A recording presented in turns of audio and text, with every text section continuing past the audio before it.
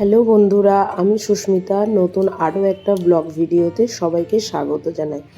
নতুন আরও একটা দিন তোমাদের সাথে শুরু করলাম। পুরীতে এটা হচ্ছে আমাদের তৃতীয় দিন। সকাল সকাল আমরা বেরিয়ে পড়েছি সূর্যোদয় দেখতে।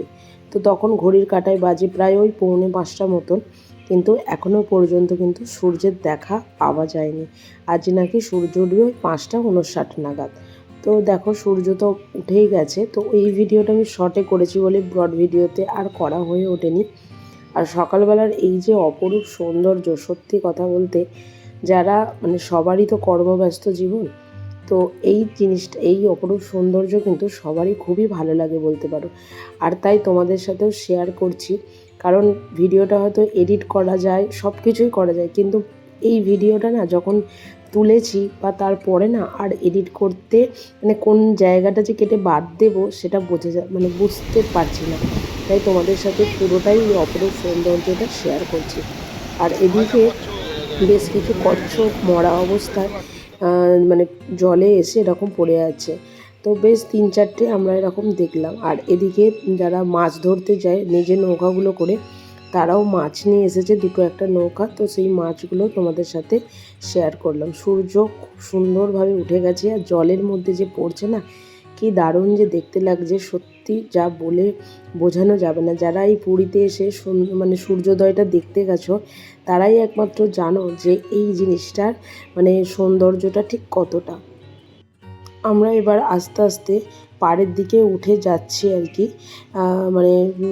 আমরা যাব একটু মন্দিরের দিকে। আর এদিকে দেখলাম একজন কলেজ স্টুডেন্টই ওনারা বললেন, তো এখানে খুব সুন্দরভাবে না জলপরি এঁকে রেখেছে। তাকে একটা গলার হার পরিয়েছে, কোমর বন্ধনী পরিয়েছে, কানের পরিয়েছে, ভীষণ সুন্দর দেখতে লাগছে।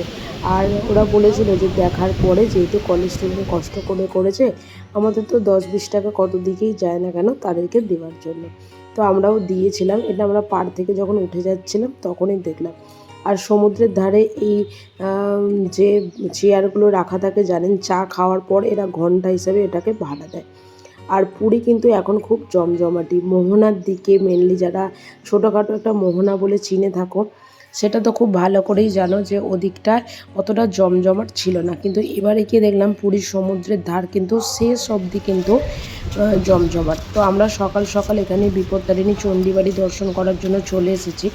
তো সকাল সকাল এই বিপত্তারিণী চণ্ডীবাড়ি, শিবলিঙ্গ, ওমকারেশ্বর মন্দির তো একটাই, আর গুপ্ত বৃন্দাবন, এইসব জায়গাগুলো কিন্তু খুবই ভালো লাগে। কারণ রোদ উঠে গেলে এইসব জায়গাগুলোতে কিন্তু খুব কষ্টও হয় আর খুব একটা ভালোও লাগে না।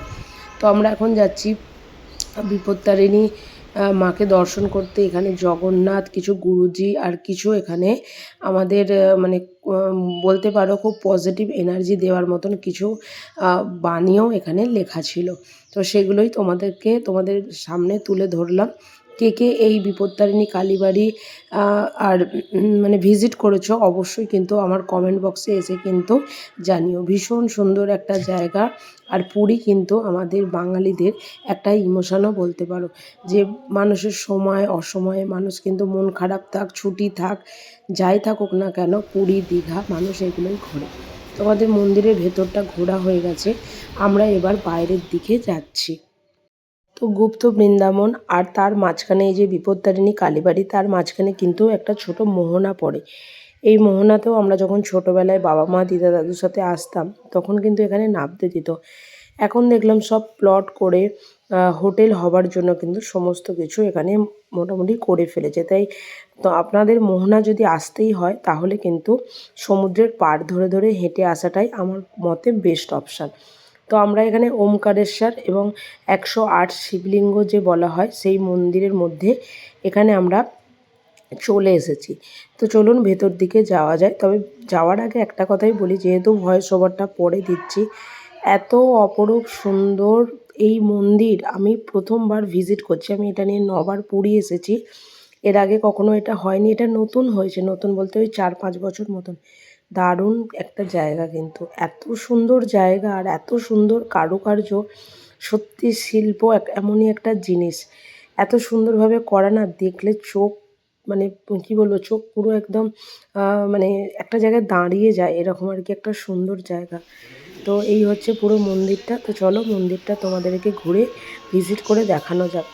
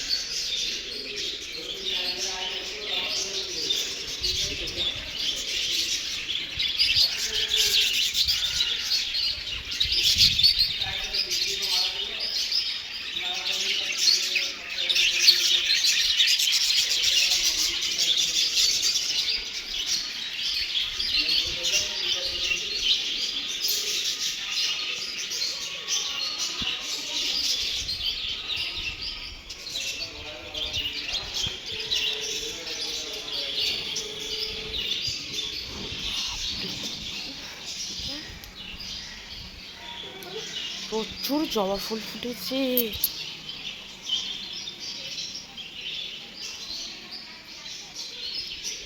মন্দিরের ভেতরটা কিন্তু প্রচুর জায়গা, তাই না?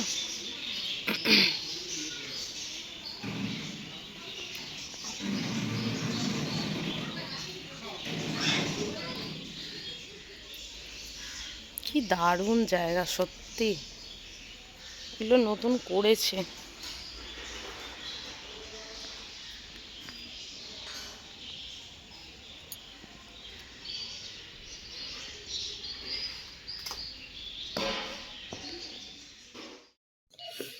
তো মন্দিরের মধ্যে কিন্তু অনেক বদ্রি পাখি, অনেক মাছ, আর এখানে রয়েছে কিন্তু বেশ কিছু কচ্ছপও। দোল উপলক্ষে মন্দিরটাকে খুব ভালোভাবে এখানে সাজানো হয়েছে। আর এত সুন্দর সুন্দর জিনিস রয়েছে না, সত্যি যা বলার নয়। আর এত সুন্দরভাবে কালার কম্বিনেশন করে সমস্ত কিছুটাকে পুঙ্খানুপুঙ্খভাবে এত সুন্দর করে সাজানো, যা সত্যি কথাই কিন্তু বলার নয়। মানে আমি এই মন্দিরটা যেহেতু প্রথমবার দেখছি, আমার কাছে কিন্তু ভীষণ ভালো লেগেছে। দোল উপলক্ষে দেখো এইসব জায়গাগুলোতে পুজো এবং রঙ্গোলি ওরা অনেক কিছুই দিয়েছে, বেশ কিন্তু সুন্দর দেখতেও লাগছে। আর এদিকে রয়েছে চৈতন্য, এদিকে রয়েছে আমাদের যে মানে পুরীর যে বিখ্যাত যে চাকার যে ডিজাইনটা সমস্ত জায়গাতেই আছে, তার কিছু কিছু ঐতিহ্যও রয়েছে সেটাও। আর ওই যে মানে ওই ডান দিকে মানে বাঁ দিকে আমার আর কি, ওদিকটাতে রয়েছে হচ্ছে 108-এর শিবলিঙ্গ মন্দির। চলো তোমাদের সাথে যাই, সেই শিবলিঙ্গটা তোমাদের সাথে একটু শেয়ার করি। আর আমরা যে দিকটা দিয়ে এলাম সেদিকটা দিয়ে এটাই হচ্ছে শেষের দিক আর কি। এদিকে রয়েছে 108 শিবলিঙ্গ, তার পাশে রয়েছে হচ্ছে এদের গোশালা।